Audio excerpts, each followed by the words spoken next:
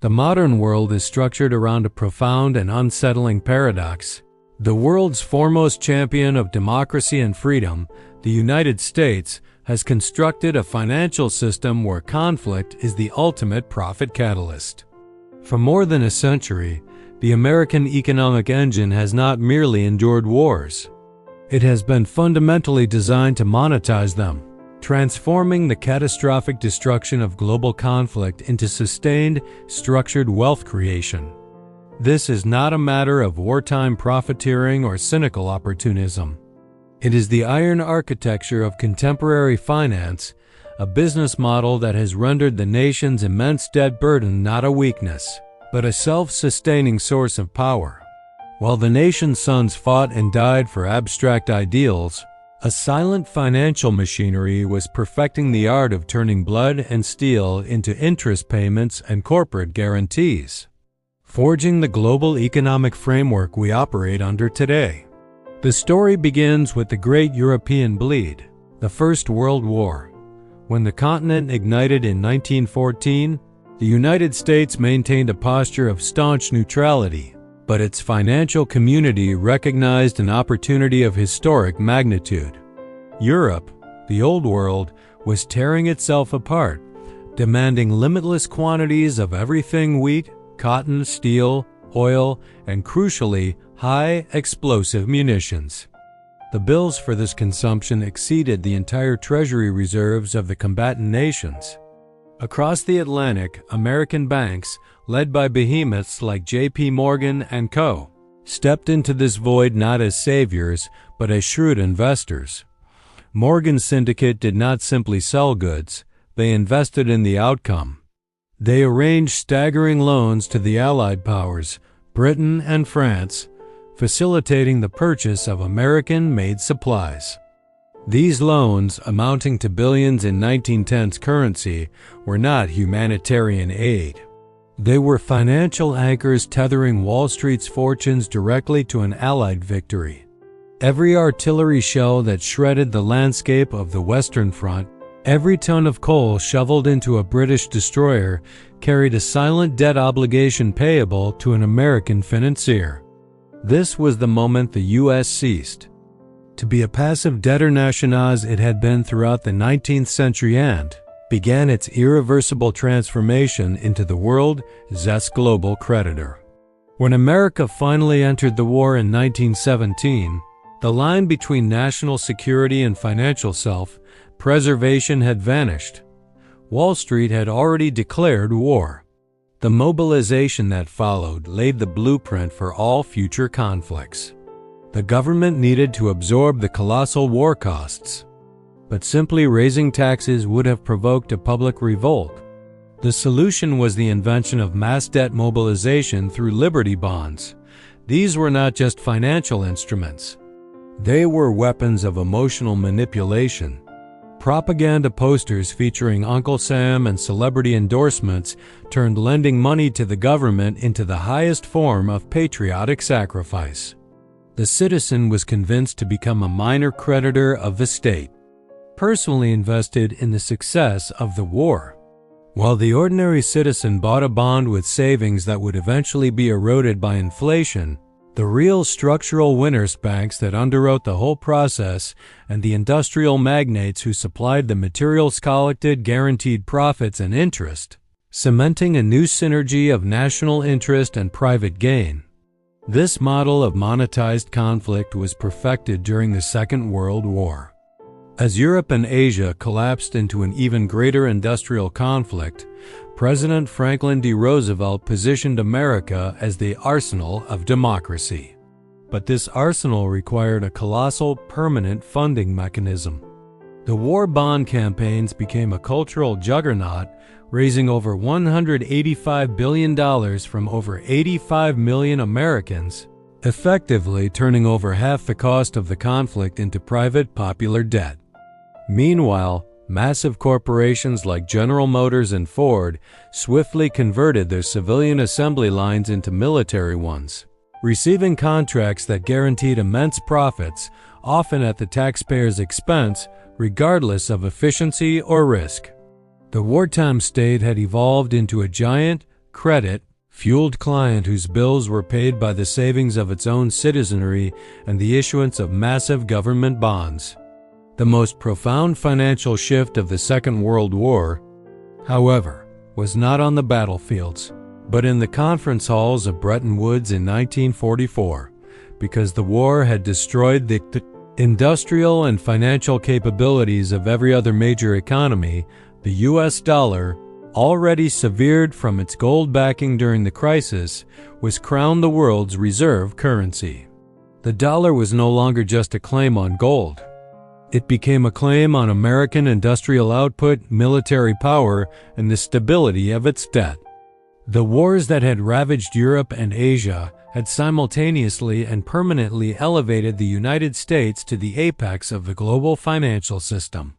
Every subsequent global transaction would require dollars, ensuring a permanent, structural demand for U.S. debt and cementing a new form of financial dominance that transcended simple conquest. The Cold War that followed demonstrated the terrifying resilience of this new financial machine. Once the shooting stopped, the economic engine did not.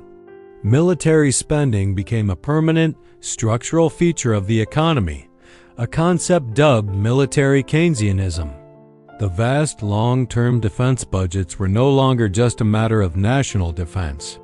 They were the structural stabilizer designed to prevent the economy from sliding back into the pre-war Great Depression. This permanent mobilization gave rise to the military-industrial complex, the colossal confluence of defense contractors, congressional oversight, and Pentagon bureaucracy that President Eisenhower, a former five-star general, famously warned about in 1961.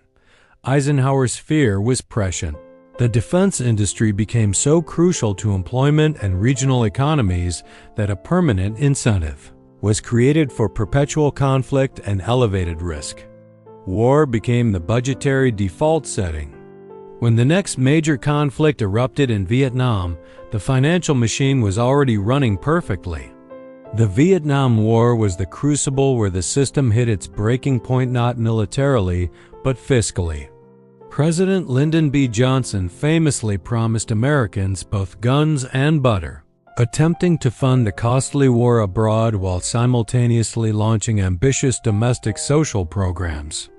This was a direct betrayal of basic economic reality. The sheer volume of deficit spending flooded the economy with new money, creating severe inflationary pressure. The currency, now backed by American power rather than gold, began to buckle under the strain.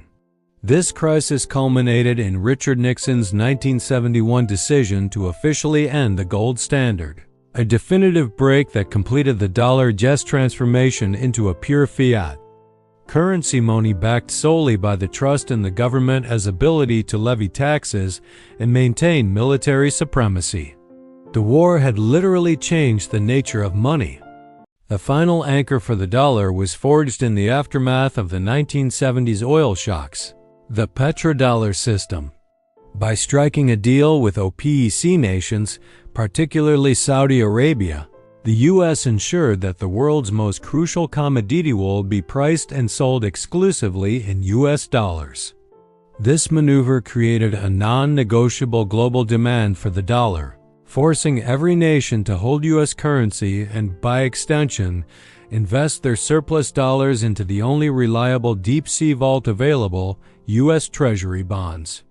Thus, the U.S. military presence in the Middle East framed as securing freedom and stability became the geopolitical enforcement arm of its own currency policy, ensuring the petrodollar loop remained unbroken. The military machine and the financial machine had become a single self-reinforcing global grid. This permanent system came to full maturity in the post-9/11 conflicts. The wars in Afghanistan and Iraq, framed as defensive necessity, became the ultimate financial profit centers. The total cost of the war on terror, including the long-term care for veterans and interest on the debt, has been estimated at over $6 trillion, a sum so astronomical it defies comprehension. This debt, issued through bonds and supported by the Federal Reserve's low interest policies, flowed directly into the balance sheets of defense contractors like Lockheed Martin, Raytheon, and Northrop Grumman. The hidden irony of these modern conflicts is devastatingly simple. The wars rarely resulted in traditional victory, yet they were never a financial failure. Afghanistan ended in a humiliating withdrawal after 2 decades, but every contract for supply, weapon, and private security was fulfilled, every loan was repaid, and the interest kept accruing. For the corporate and financial elites, the endless conflict was not a national crisis. It was a perpetual business model with guaranteed, state-backed revenue streams. The American populace bore the catastrophic human cost and the crushing debt. The military-industrial complex reaped the assured, escalating profits. This is the ultimate, unsettling truth of the modern era. The methods and mechanisms of wartime finance a massive deficit spending, the leveraging of debt, the protection of corporate profits over public cost, and the use of the central bank to absorb the debt have become the default operating procedures for the American economy in peacetime. The 2008 financial crisis saw government bailouts that protected the financial sector while offloading risk onto the public. The 2020 pandemic saw trillions in stimulus issued via bond finance deficit spending, much of which flowed directly into the financial markets, driving asset prices higher while wages lagged. The war machine has become the model for the crisis machine. Therefore, financial literacy today means more than just budgeting and saving. It means recognizing the iron law of fiscal conflict. The financial architecture is designed to privatize the profits of volatility and socialize the costs of conflict and crisis. When you see defense budgets consistently surpassing $800 billion, when you notice inflation silently eroding your paycheck, or when you hear calls for global intervention, you must ask a question more important than who is the enemy. You must ask, who is taking the interest payment? Understanding this history grants a unique form of clarity, revealing that the instability of the current global system is not an anomaly, but a feature, a systemic incentive that rewards those who control debt, currency, and the allocation of resources. The balance sheet of modern war is always settled on the personal balance sheet of the citizen, paid through the hidden taxes of inflation and debt. The only way to achieve true financial sovereignty is to see past the propaganda and recognize the machinery for what it is. Because history ensures that the financial rhymes of war will continue to echo as long as we keep paying the bill.